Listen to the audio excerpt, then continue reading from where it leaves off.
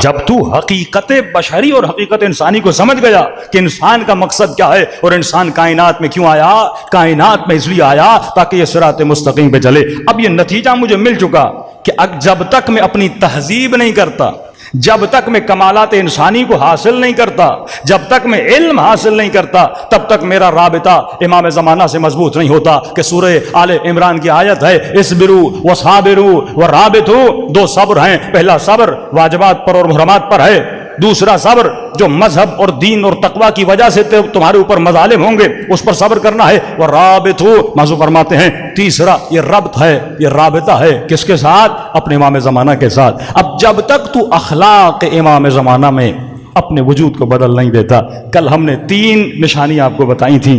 پہلی چیز میں نے کہا کل کوئی فوجی بننا چاہتا ہے، بندہ فوج میں جانا چاہتا ہے تو فوج سب سے پہلے کیا دیکھتی ہے؟ فزیکلی فٹ ہونا چاہیے۔ معصومین کی دربار میں اگر فوجی بننا چاہتے ہو وہ یہ دیکھتے ہیں بندہ روحانی طور پر کیا ہونا چاہیے؟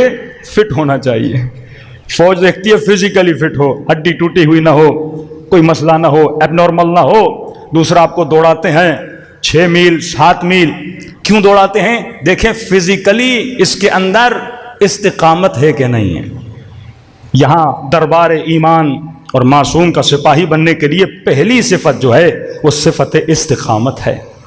اگر ہمارے وجود میں استقامت نہیں ہے ہم امام زمانہ کے سپاہی نہیں بن سکتے۔ فرمایا المؤمن کالجبل الراسخ، مومن کی مثال مضبوط پہاڑ کی طرح ہوتی ہے، تفصیل بیان کر چکا۔ دوسری صفت جو ہونی چاہیے وہ صفت تسلیم ہے۔ اگر تمہارے وجود میں صفت تسلیم نہیں ہے، مطلب جو معصوم نے کہا اسے مانو، یہ نہیں کہ میں 10% اللہ کی مانوں گا 90% اپنی چلاؤں گا۔ جہاں اپنی مرضی آ جائے وہ بندہ صفت تسلیم کا حامل نہیں ہے۔ کہ نبی کے خدا کا صحابی رسول خدا کے پاس آیا، کہا یا رسول اللہ میں نے خواب دیکھا ہے۔ کیا دیکھا؟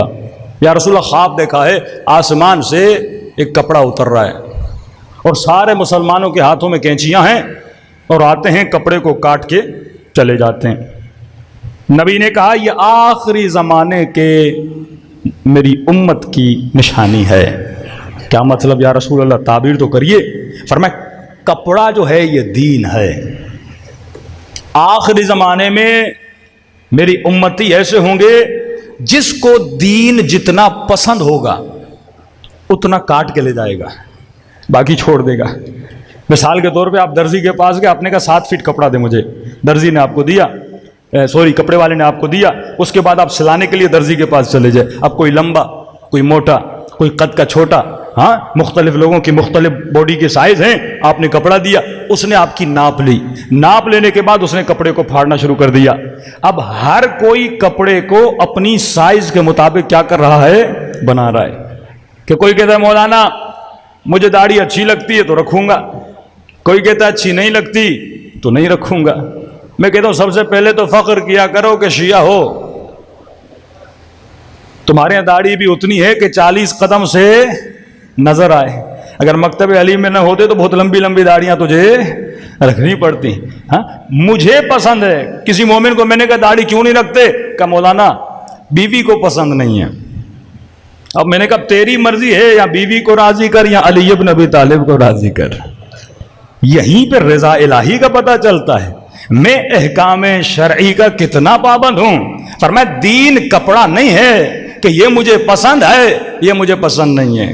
کوئی جوان کہ مولانا یہ مجھے سمجھ میں آتا ہے میں عمل کروں گا، یہ میری سمجھ میں نہیں آتا میں عمل نہیں کروں گا۔ کوئی خاتون کہے یہ میری سمجھ میں آتا ہے میں عمل کروں گی، کوئی کہے میں عمل نہیں کروں گی۔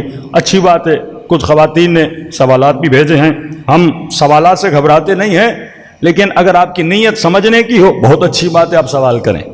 لیکن کل میں نے کہا نا انسان کی نیت ہی نہ ہو سمجھنے کی، اور وہ آئینے کوئی توڑ دے کہ آئینہ مجھے کیوں بتا رہا ہے، میرے چہرے پہ کالا کیوں ہے، وہ انسان بے وقوف ہوتا ہے۔ جب آئینہ آپ کو آپ کے چہرے کے عیب بتاتا ہے تو عقل مند انسان آئینے کو اور کیا کرتا ہے؟ صاف کرتا ہے، مجھے اور میرے عیب بتا۔ لیکن ہمارا مسئلہ کیا ہے؟ ہم اپنے عیوب کو سننے کے لیے تیار نہیں ہوتے۔